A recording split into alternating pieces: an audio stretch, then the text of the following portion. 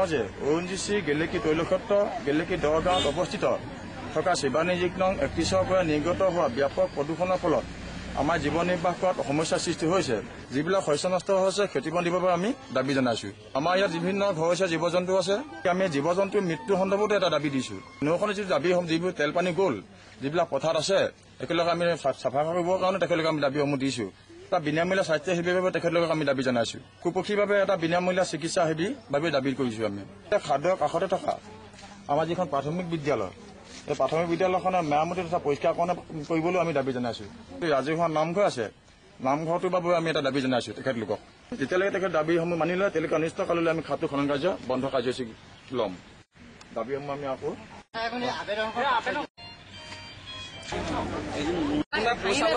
ব্যক্তিগত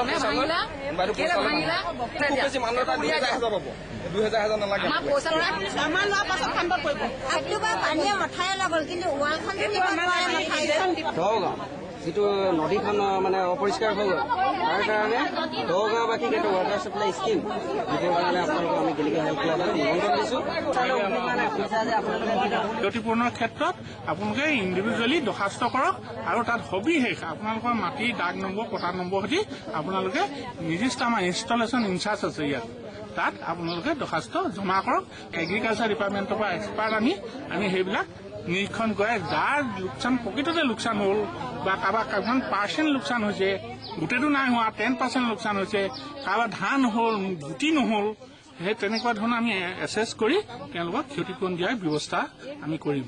ৰাইজৰ ক্ষতিপূৰণ দিয়ক তেতিয়াহ'লে ৰিক্স চলিব নহ'লে ৰিক্স আপোনাৰ বন্ধ কৰিব। গভৰ্ণমেণ্টৰ এটা চাকৰ আমি গভৰ্ণমেণ্টে আমাক এটা বান্ধি আহিছে তুমি কালি চাকৰি কৰিলে গম পাবা। এইটোতো বহুত ডাঙৰ প্ৰেছাৰ নহয় ইমান শকত ৱালখন কিহৰ কাৰণে ভাগিলে? ডাঙৰ প্ৰেছাৰ নহয় এইটো ৱাটাৰ প্ৰেছাৰ যেতিয়া এটা লাইনত যেতিয়া এটা প্ৰেছাৰ আহি যায় পানীটো আহি যায় সি ডাইৰেক্ট গৈ পিনি ৱালখনত প্ৰেছাৰ দিছে গতিকে ৱালখন আমি দেখাততো আপোনাৰ ডাইৰেক্ট ৱালখন প্ৰেছাৰ দিয়া নাই যিটো আপোনাৰ পুখুৰীকেইটাৰ পৰা যিটো পানীটো ওলাই গৈছে সেইটো বেলেগ এটা চাইডৰ পৰা ওলাইছে। বেলেগ এটা পৰা চাইডত ওলাই গৈ চাইডেদি ৱালে ফাৰ্ষ্ট ৱালখন ভাঙিব পৰা নাই সেইটো চাইডেদি গুচি গৈ সেই বেক ৱালখনত মাৰি খুন্দা মাৰিছে। বেক ৱালখনত খুন্দা মাৰি বেক ৱালখনত কিমান দিন হৈছিলে এইটো বনোৱা ৱালখন বনোৱা? এবছৰ হৈ গ'ল। এবছৰত মানে ভাগি যাব পাৰে পানী প্ৰেছাৰ চিষ্টেম কি কেমিকেলো কেমিকেল আপোনাৰ মিক্স আছে পানীটোত কেমিকেল মিক্স আছে কেমিকেলে অলপ বেয়া কৰিব পাৰে ৱালখন চিমেণ্টটো বেয়া কৰিব পাৰে গতিকে ৱালখন আপোনালোকে মেৰামতি ব্যৱস্থা কৰিছে নাই? এতিয়া কৰিছোঁ মেৰামতিৰ কাৰণে আমি ইমিডিয়েটলি আজি কৰিবলৈ দিয়া নাই কামটো সেইকাৰণে আমি কৰিব পৰা নাই আমি লগে লগে ষ্টাৰ্ট কৰিম। আৰু যিটো পুখুৰীৰ পৰা লিকুইডবিলাক ওলাই গৈছিলে ৰাসায়নিক দ্ৰব্যবিলাক সেই পুখুৰীটো আপোনাক কেনেকৈ ভাগিলে বুলি ভাবিছে পাৰটো?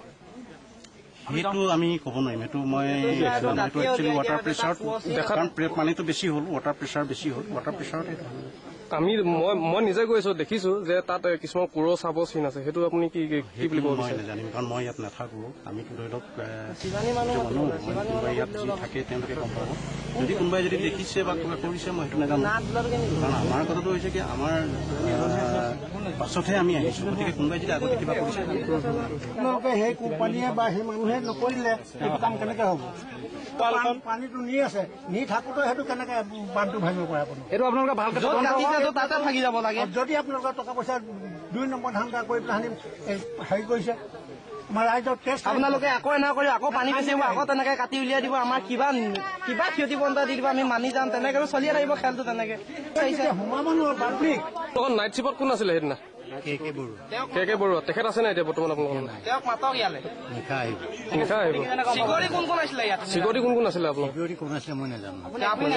আপুনি যদি একো নাজানে তেতিয়াহ'লে আপুনি যদি এইটো বিষয়টো নাজানে আপুনি তাত এয়া মোৰ সেইদিনা ছুটি মই নাই চিকিউৰিটি কোন আছিলে আপুনি চিকিউৰিটি কেইজন মানক কে বৰুৱা ইয়াত নাই থাকিলে তেওঁ তেতিয়াহ'লে আপোনালোকৰ কালিৰ পৰা এইটো মানে ইমান ঘণ্টা বন্ধ হ'ল ইমান লোকচান হৈছে এই লোকচানটোৰ কাৰণে আপোনালোকৰ কোনো কৰ্তৃপক্ষ কোনো গুৰুত্ব দিয়ে বিষয়টো কেলে অনুসন্ধান কৰা নাই? আমি এই কথাটোত শিৱানী কোন আহিছে? আমি তিনিজন আছো। আপুনি আছে কওকচোন আপোনালোকে সেইটো কিহৰ কাৰণে ভাগিবলৈ পাইছে? কি কয় শিৱানী যাওঁ পাৱাৰ তেখেতে একো ধৰক ক্ৰিয়েট কৰিছে যে মই ষ্টেচনৰ বাহিৰৰ কথা ক'ব নোৱাৰিম।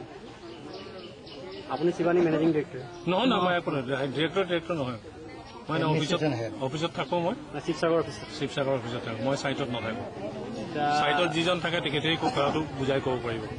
এই প্ৰব্লেমটো চলুচন কৰিবৰ কাৰণে আপোনালোকক ডিপাৰ্টমেণ্টৰ পিনৰ পৰা কাক পঠিয়াইছে?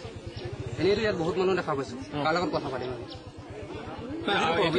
এতিয়া প্ৰব্লেমটো হৈছে কি আমাৰ যিজন ইনচাৰ্জ থাকে ইনষ্টলেশ্যন ইনচাৰ্জ তেখেতকে যিখিনি কথা পাতিব লাগে তেওঁলোকে কথা পাতিব লাগে তাৰ লগতে আমাৰ ONC মানুহখিনিক খবৰ দিয়া হৈছে